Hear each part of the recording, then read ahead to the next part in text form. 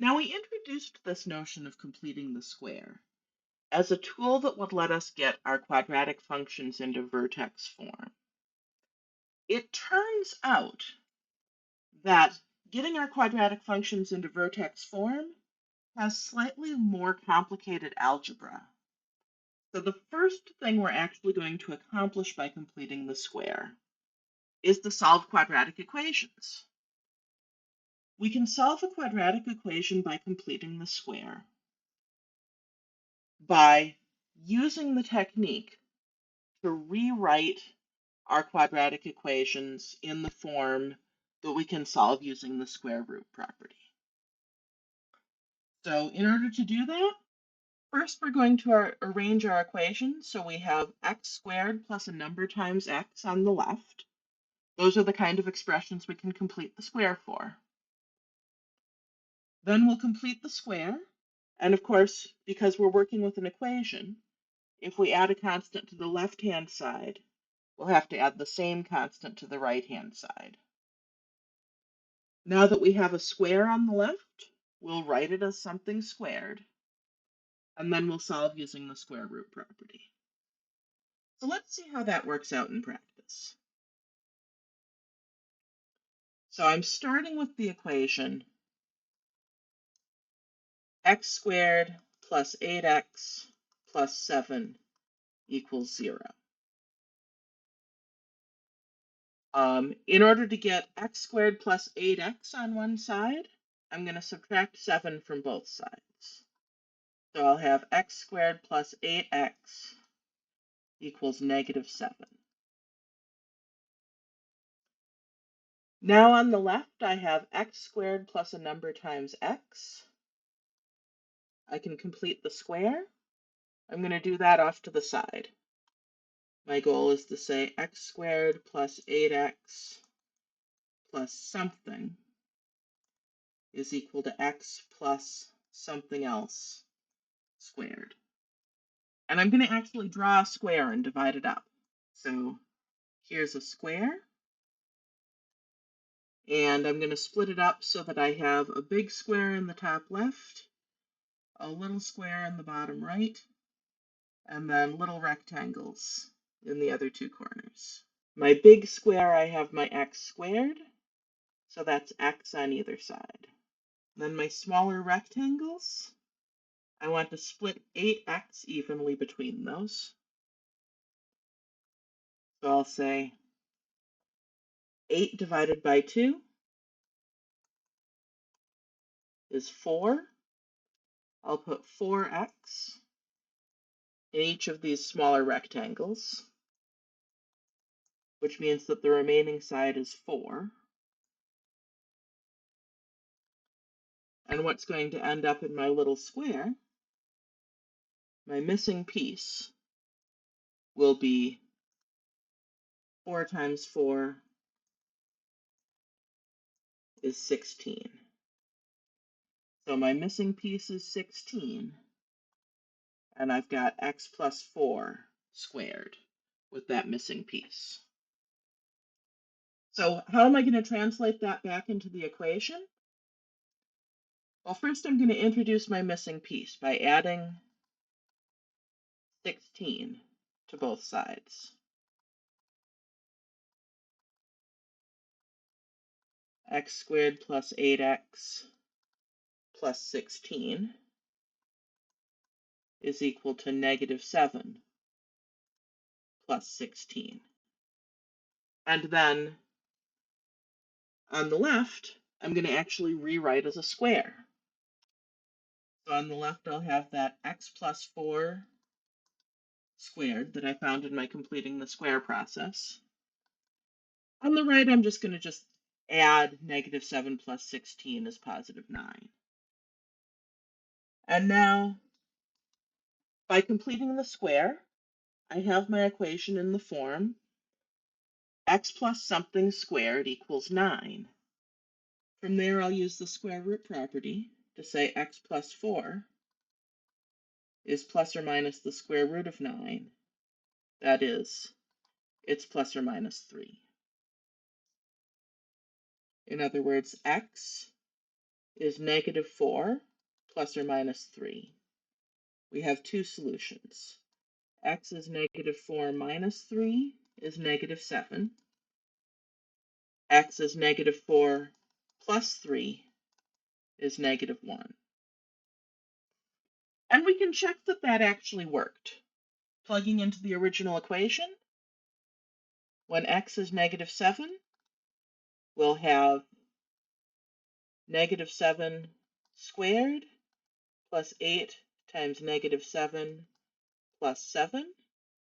That's 49 minus 56 plus 7, which is indeed 0. When x is -1, we'll have -1 squared plus 8 times -1 plus 7. That's 1 minus 8 plus 7, again, equals 0. So both of those solutions really do work in the original equation. Now, we could have also solved this equation by factoring. And it is the case that if we can solve by factoring, that is easier than completing the square. In this next example, we're going to work with an equation that we could not solve by factoring, but we'll still be able to solve it by completing the square. So we're starting with the original equation, 2x squared minus 12x minus 5 equals 0. I'm going to start by adding 5 to both sides because I want to have just x terms on the left. So 2x squared minus 12x equals 5. But remember that for completing the square, I want to have just x squared plus something. I don't want to have 2x squared. So I'm going to have to divide both sides by 2. And when I do that, I have to divide every term. So 2x squared divided by 2 is x squared. Negative 12x divided by 2 is negative 6x. And on the right, 5 divided by 2, we just got 5 halves. That's fine, that can just sit there. So when we go to complete the square, we don't actually want x squared plus, we want x squared minus. And we want x squared minus 6x. So we'll have x squared minus 6x plus something it'll be x minus something squared. So let's go ahead and draw our square. And we'll split it up.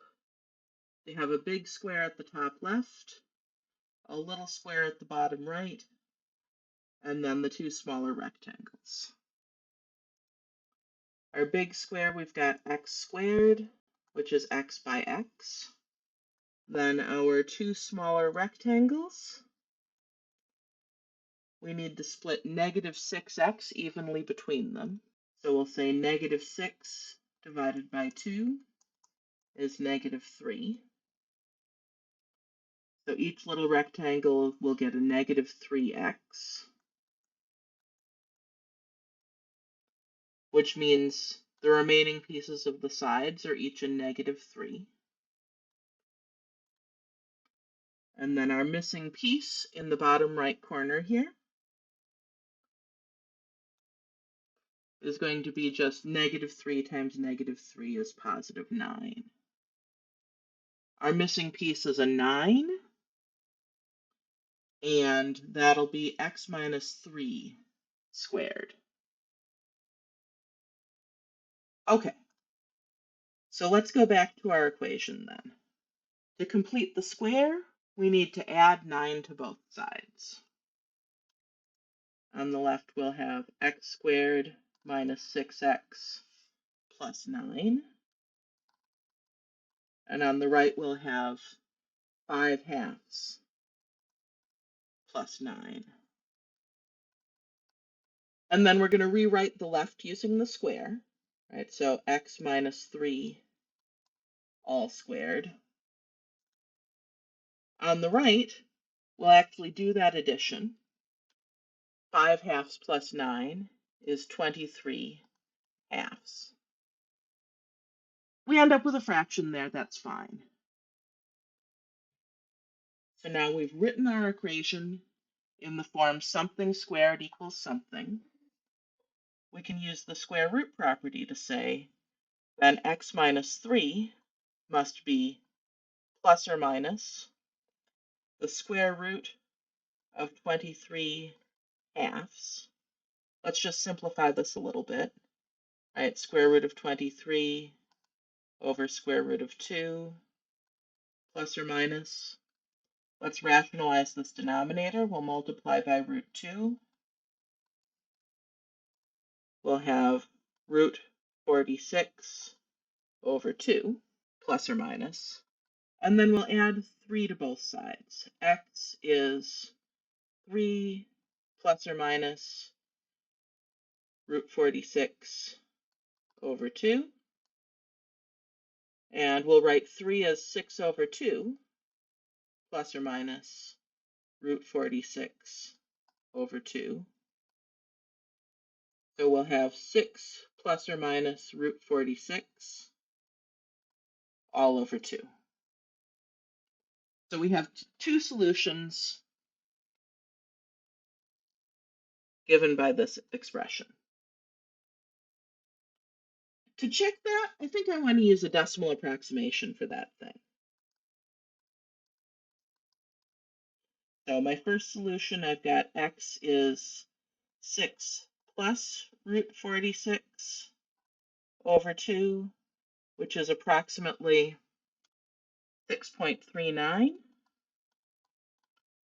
If I take 2 times 6.39 squared minus 12 times 6.39 minus 5, well, I get negative 0.0158, which is pretty close to being 0. Right, that's a rounded number, so I expect to get a little bit different.